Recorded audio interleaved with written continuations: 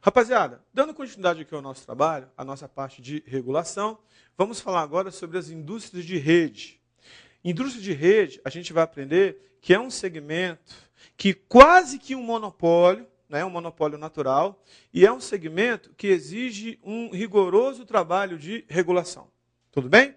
Não estou falando que seja uma regulação específica da Anvisa, não. A gente está falando de indústria de rede em sentido geral. Não estou falando que é específico da Anvisa, não. Até porque o nosso curso de regulação, ele não é exclusivo de regulação da Anvisa, não é verdade? A gente estuda outros segmentos também, que também recebem e carecem de uma regulação de uma outra agência reguladora. E a gente já tinha visto anteriormente que existem várias agências reguladoras. A Anvisa é uma delas, não é? Uma das mais importantes, mas é uma delas. Beleza? Vamos lá na tela? Indústrias de rede. Conjunto de indústrias dependentes da implantação de malhas, redes, grids, exemplo, dutos de gás, linhas de transmissão e distribuição para a indústria elétrica. Ou seja, as indústrias de rede são aquelas que dependem de malhas, dependem de redes, dependem de linhas de transmissão, dependem de dutos de gás para o transporte e distribuição ao consumidor dos seus respectivos produtos. Exemplo, indústria de gás natural, telecomunicações, eletricidade. Fecha aqui. Deixa eu te falar uma coisa. Será que tem como, já tinha falado anteriormente isso, a gente ter no mesmo estado 5 torres de transmissões de 5 companhias diferentes de eletricidade, na mesma rua, 5 postes diferentes de 5 companhias de eletricidade que atuam na mesma rua e cada consumidor escolhe uma das empresas? Você consegue entender que isso é meio inviável? Não estou falando que é impossível, eu estou falando que é inviável. O que eu quero mostrar para você? As indústrias de rede representam quase que um monopólio natural, seja do gás, seja das telecomunicações, seja do setor elétrico. Professor, mas a Agência Nacional de Energia Elétrica, a ANEEL, ela não regulamenta o setor? Sim, mas não quer dizer que no mesmo estado e na mesma cidade tem várias empresas atuando. Quando eu falo da ANEEL, por exemplo, a gente fala de energia elétrica, né? Mas a gente fala de energia elétrica a nível nacional. A nível nacional, existem várias empresas que atuam e exploram serviço de energia elétrica. Mas não quer dizer que na mesma cidade ou no mesmo estado tem 2, 3 empresas fazendo o mesmo trabalho. Não quer dizer isso. Consegue entender o raciocínio? Entende o que eu quero dizer para você? Moral da história, indústria de rede é quase que um monopólio natural no que diz respeito à parte de serviço prestado. Significa dizer que se é quase um monopólio, a atividade de regulação é uma atividade extremamente importante para que o usuário final, o usuário daquele serviço, aquela pessoa que paga por aquele serviço, não seja prejudicado na relação de consumo. Toda vez que eu falar de regulação, a gente sempre vai pensar no consumidor. Porque o consumidor, queridos, é a parte mais frágil na questão, né, da, vamos dizer assim, relação de consumo. Ele não pode e não deve ser prejudicado nesta relação de consumo. Beleza? Tranquilo? Sem dificuldade? Próximo slide. Acompanhe comigo na tela. Características básicas dessas indústrias de rede. Os segmentos de transporte e distribuição são caracterizados como exemplos clássicos de monopólio natural. O que eu falei para você, você tem uma torre de transmissão de energia de uma empresa, ou uma torre de transmissão de energia, por exemplo, que roda o Brasil inteiro, mas para cada cidade ou para cada estado, você tem uma empresa diferente, que explora um serviço só, praticamente um monopólio natural. Eu preciso da necessidade de equilíbrio instantâneo entre oferta e procura, dada a dificuldade técnica de estocagem. Fecha aqui em mim. Estocar gás natural é fácil? Estocar energia elétrica é fácil? Estocar, né, linha, pulso telefônico, pulso de telecomunicação é fácil? Não, não é fácil não. Moral da história, a gente produz esse tipo de serviço, que não é fácil de estocar. Eu tenho que ter um equilíbrio entre a oferta e a procura, porque isso é uma indústria de rede. Não é fácil de estocar isso. Estocar combustível é fácil. Estocar gasolina é fácil. Estocar gás natural não é tão fácil, é mais difícil. Isso também é uma característica de uma indústria de rede. A dificuldade de estocar aquilo que ela tem a oferecer. Beleza? Volta lá. Acompanhe comigo. Grande demanda de capital e trabalho. Já imaginou? Você ter essa fiação de energia de alta tensão passando no Brasil todo? Extensa rede de interconexões fixas, implicando do ponto de vista do consumidor e menor flexibilidade em termos de mudança de fornecedor. Como eu falei para você, fecha aqui. Você tem um monte de rede de interconexão. Será que é fácil a mesma cidade ser atendida por 5 fornecedores diferentes? É difícil. Para um só chegar energia elétrica na casa da pessoa é fácil, porque o capital é muito grande, porque o investimento é muito grande. Imagina ter 5 empresas. Não é complicado? Não é difícil? Consegue entender o que é uma indústria de rede? Volta lá. Acompanhe comigo na tela. Existem economias de escopo importantes na coordenação dos diversos produtores nos períodos de muita procura, período de pico, e nos períodos de demanda insuficiente, períodos fora de pico. Fechando aqui em mim. Energia elétrica. Preciso fazer uma boa coordenação da distribuição, porque a energia é de difícil armazenamento. Então, eu preciso fazer uma distribuição adequada, eu preciso coordenar bem essa atividade, de forma que eu distribua bem essa energia em períodos que você usa de mais pico ou períodos fora de pico. Por exemplo, falando de energia agora, no Brasil não tem um tal de horário de verão? O objetivo do horário de verão não é reduzir o consumo de energia elétrica no horário de pico? Porque, teoricamente falando, o dia fica maior, porque você atrasa Atrasa ou adianta uma hora? Responde aí, meu filho. Adianta uma hora? Se adianta uma hora no relógio, aí é verdade. Significa dizer que você tem um tempo maior de dia. O camarada sai do trabalho às 6 horas da tarde, só que no horário de verão, às 6 horas da tarde, está de dia. Moral da história, economia de energia. Se eu tenho uma economia de energia no horário de pico, significa dizer que eu, governo, com essa política, eu estou ajudando a empresa do segmento elétrico, a coordenar essa atividade, porque não é uma atividade fácil. Finalizando a ideia, é difícil estocar e tem que coordenar bem o momento que você vai ter que fornecer muito serviço e o momento que você vai fornecer pouco serviço. Isso também é característica de uma indústria de rede. Beleza? Próximo. Acompanhe comigo na tela. Objetivos básicos dos modelos de intervenção. Quando eu falo para você modelo de intervenção, eu estou falando modelo de regulação. Toda vez que eu tiver uma indústria de rede, eu preciso de um rigoroso sistema de regulação. Para quê? Primeiro ponto. Proteger o investidor contra uma concorrência destrutiva. Fecha aqui em mim. Para você ter energia elétrica nas casas, é muito complexo. São muitas redes, são muitos cabos, muita interconexão de subestações. Vamos colocar dessa forma.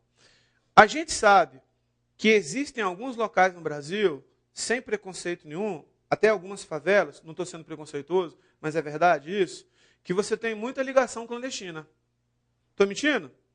Moral da história, o objetivo também da regulação é proteger a empresa que faz o investimento e faz o investimento alto e, de repente, o camarada começa a fazer um monte de gambiarra puxando a energia da rede sem pagar.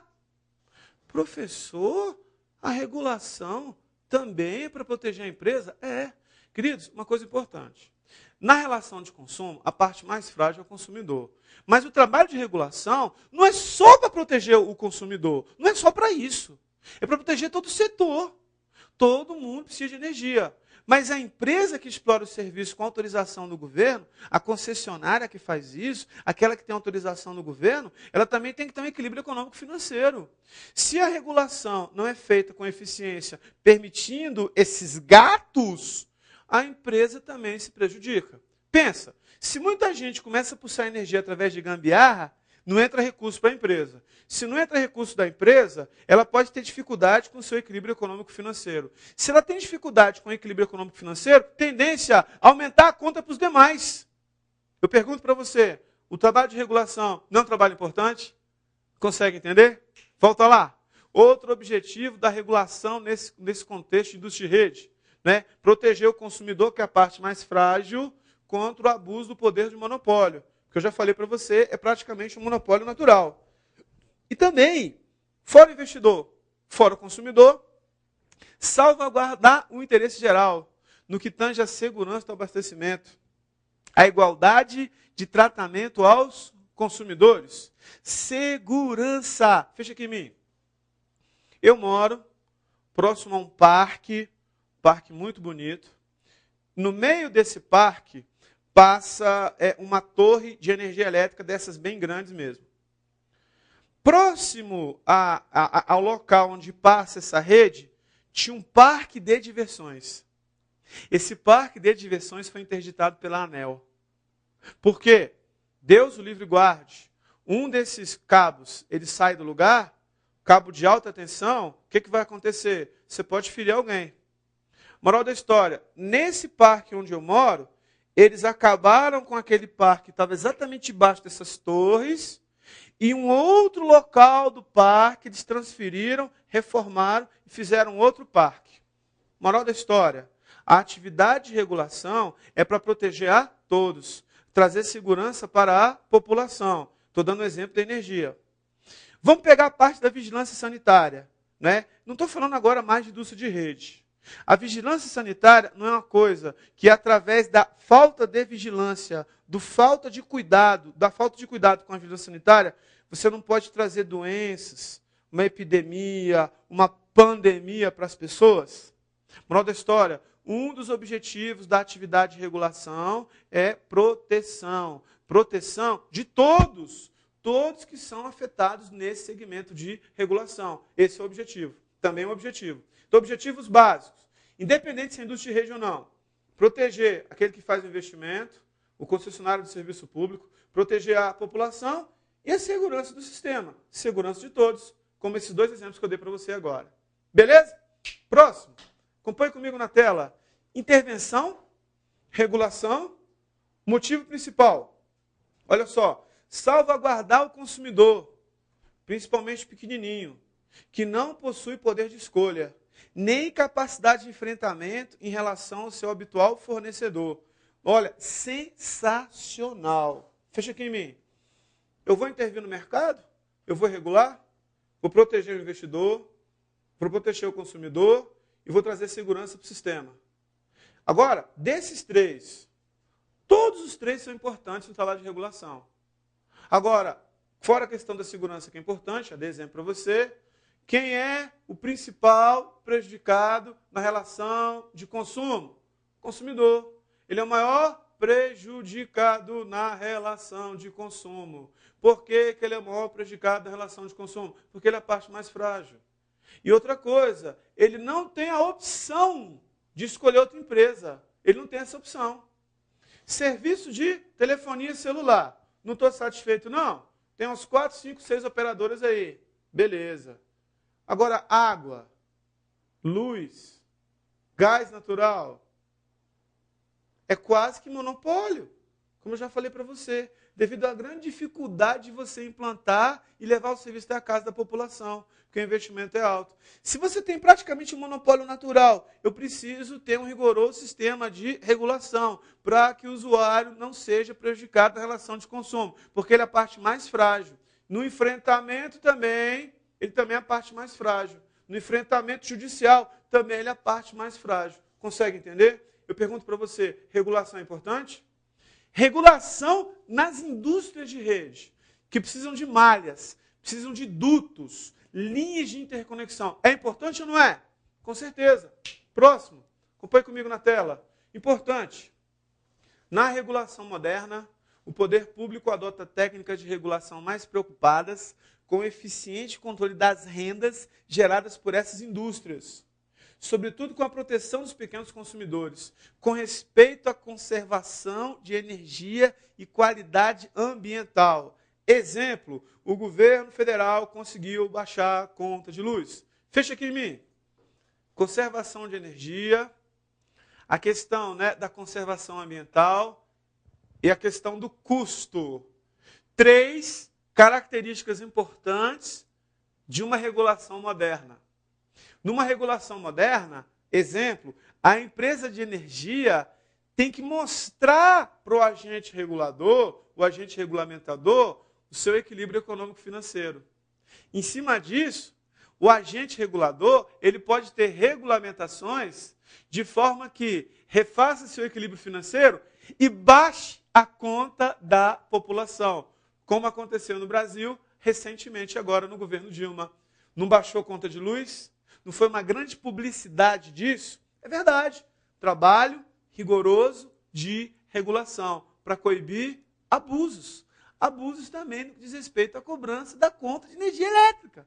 Consegue entender? Outra coisa, essa regulação moderna se preocupa com a preservação ambiental, preservação da energia, de todo tipo de energia.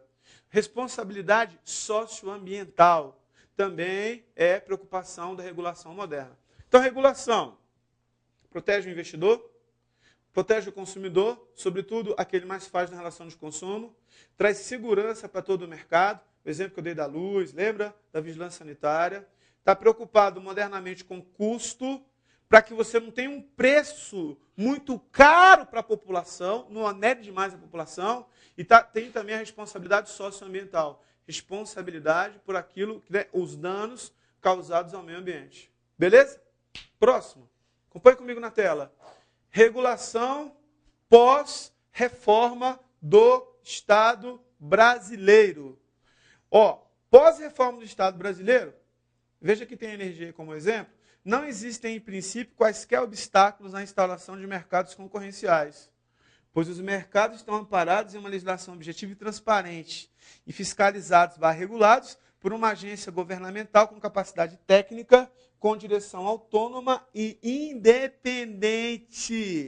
Fecha aqui em mim.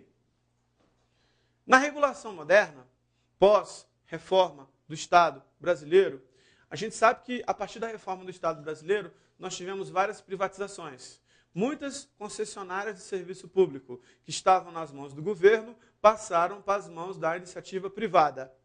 E, em muitos serviços, você teve abertura de linhas, ou de mercados, ou de segmentos, ou de empresas para explorar determinados serviços. Então, nessa regulação moderna, desde que não seja um monopólio natural, onde a concorrência é mais difícil, é só lembrar das linhas de transmissão de energia, é só lembrar dos dutos de gás natural, desde que não seja um monopólio natural. Na política a partir do governo FHC, não existe barreira à entrada de concorrentes, né? Porque você tem uma agência reguladora eficiente, com autonomia, com uma direção técnica. E digo mais, quando for possível no segmento de regulação, de regulamentação, a gente ter concorrência, isso é bom para a população, né? Exemplo bobinho, há 20 anos atrás, telefonia celular, no Distrito Federal, onde eu moro, só tinha uma empresa que explorava esse serviço. E era uma empresa ligada ao governo, que era a Telebrasília. Uma empresa só. Com a reforma do Estado, que aconteceu 2 anos depois, você, além de vender a Telebrasília, que está na mão da iniciativa privada hoje, nem Telebrasília chama mais, você abriu para outras empresas. Aqui em Brasília, Claro, Vivo, né? Aí você tem também, né, a TIM. Aí você tem também, né, aquela que começa com 7, a Oi, né, aquela que começa com 7, qualquer? A que começa com 7? Não, Nextel. Moral da história, ainda bem que ele está me ajudando aqui. Moral da história, a gente tem várias empresas no segmento de telefonia.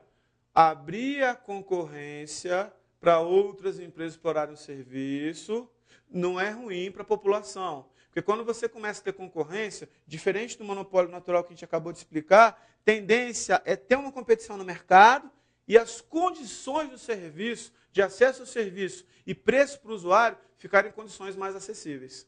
Consegue entender? Tudo isso é foco também da regulação moderna. Fora a questão da responsabilidade socioambiental, né? Fora a questão dos custos e também a abertura de concorrência para beneficiar o consumidor. Beleza? Tranquilo? Fácil? Show de bola?